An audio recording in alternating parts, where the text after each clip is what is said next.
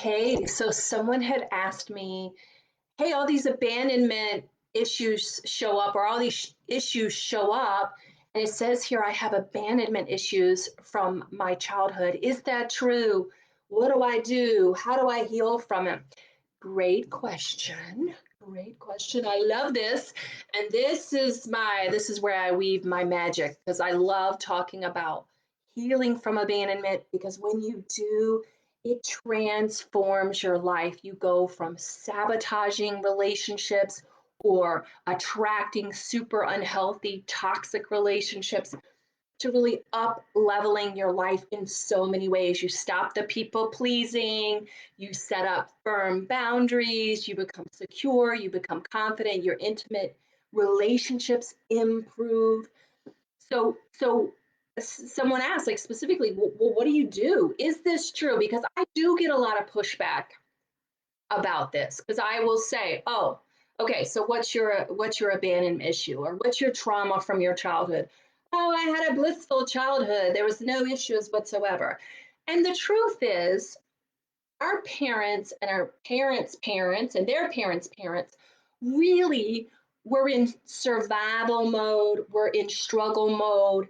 And for many, many reasons, they were not given the nurturing, the care, and again, it's not a conscious thing. I believe that most parents love us and did the best that they absolutely could, and did all that they could. But oftentimes, because of their own traumas and their own upbringing, they may not have been able to give us the emotional nourishment that we needed, and sometimes just unconsciously as children we misinterpret signals, and like we can look at it now rationally as adults and go, oh, my mom was in an abusive marriage and she did the best she could, but she loved me. True, but she may have emotionally neglected you because she couldn't deal with her own stuff, and it leaves you damaged as a child, and as a child you feel, I'm not worthy, I don't matter, my mom couldn't give me the attention, because that's what children do. They make it about themselves even when it's not. And as adults we can clearly see, yeah, my mom did the best she could, she was a single mom and she did all this stuff, and I've said that to myself. I love my mom, and my mom for me exemplifies strength and so much confidence, and there's so much about me I love about her. But I mean, her childhood was traumatic. And that, there were areas as a child, I know she did the best she could, but she was, too rough or not soft enough where she needed to be. And so it leaves us with these wounds of like, oh, maybe I don't matter, or maybe I shouldn't be this way. And it manifests as like people pleasing.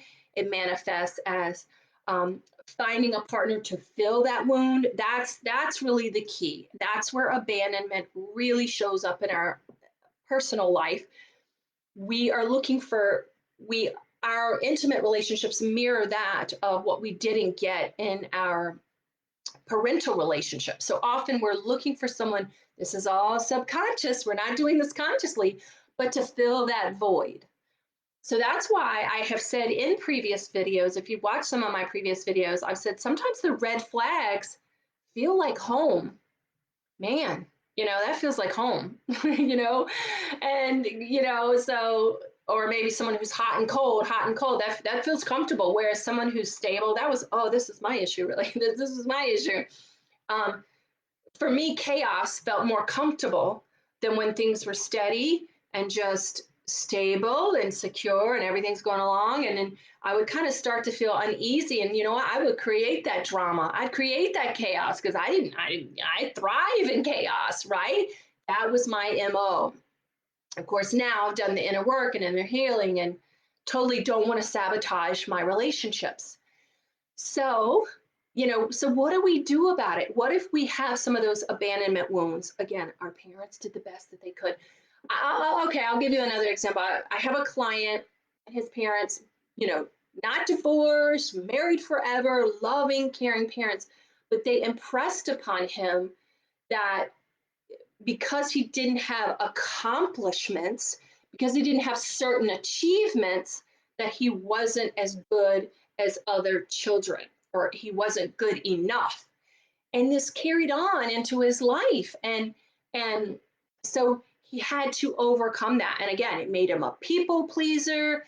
It made him a pushover at work, where, and also he sought validation from people at work.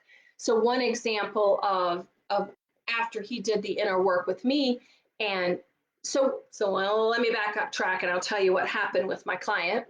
So what we do is we identify the root of that abandonment, and I give him mindfulness and conscious tools and conscious exercises to reparent himself, to give him what he needs that he didn't get in his childhood.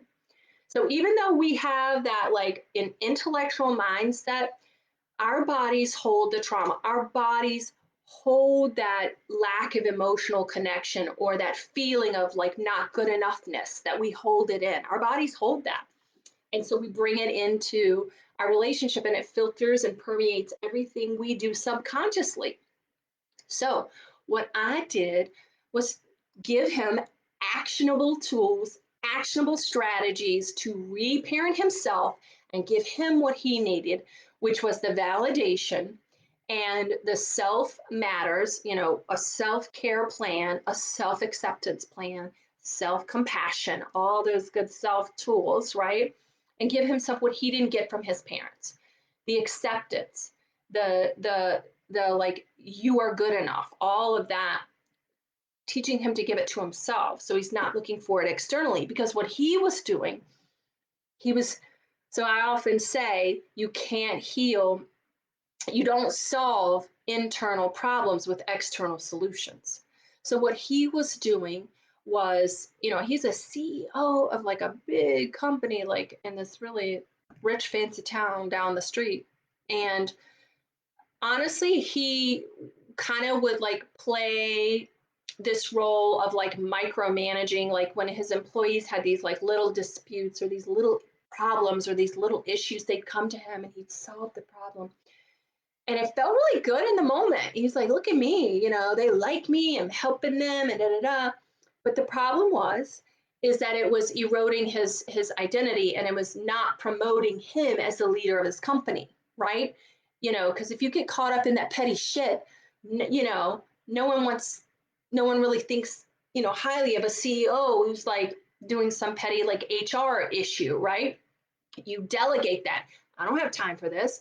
You have healthy boundaries. You say, that's not my prerogative. That's, go talk to HR, go talk to Sally, the secretary, like figure it out, right? So it's really important that you do the inner work. And when he started reparenting himself, he started rising up at work and no longer dealing with this petty stuff, not needing validation from his employees. And they started viewing him in a different light, and he felt like promoted, and he had a defined sense of who he was as a leader in his company. And not only that, but he was constantly second guessing this relationship that he was in, and it turns out it was an amazing relationship. So he was on the verge, before coming to work with me, he was on the verge of sabotaging that, because those old abandonment issues were coming up, like, because that happens. You either sabotage a healthy relationship somehow, those abandonment ones, like, someone's going to leave me. I say, and you inadvertently push them away through your own insecurities, right? Or you look for people who are going to abandon you, that are going to abandon you, unhealthy people, toxic people, or you look for people that you can save or rescue. And then they won't leave you because they love you and they value you so much. And that's not healthy at all, right? We want people and partners who choose us every day, over and over and over. So,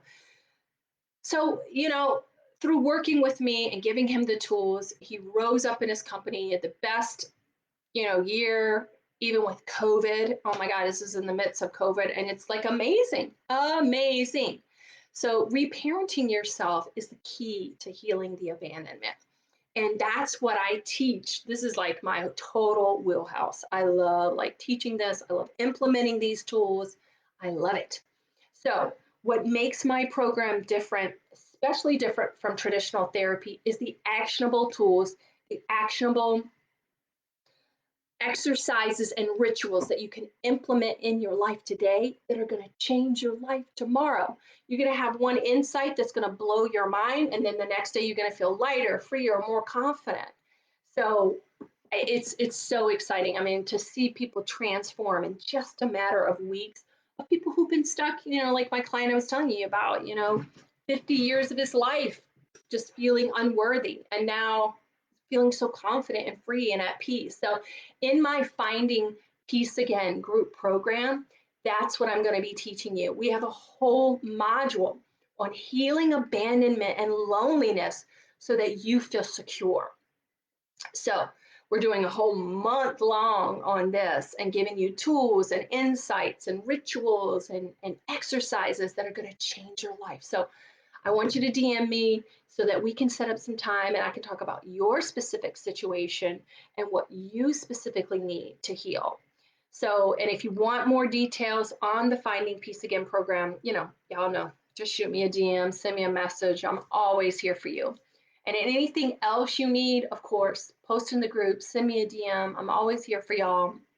And I look forward to talking with you soon. All right. Have a great evening. Mwah.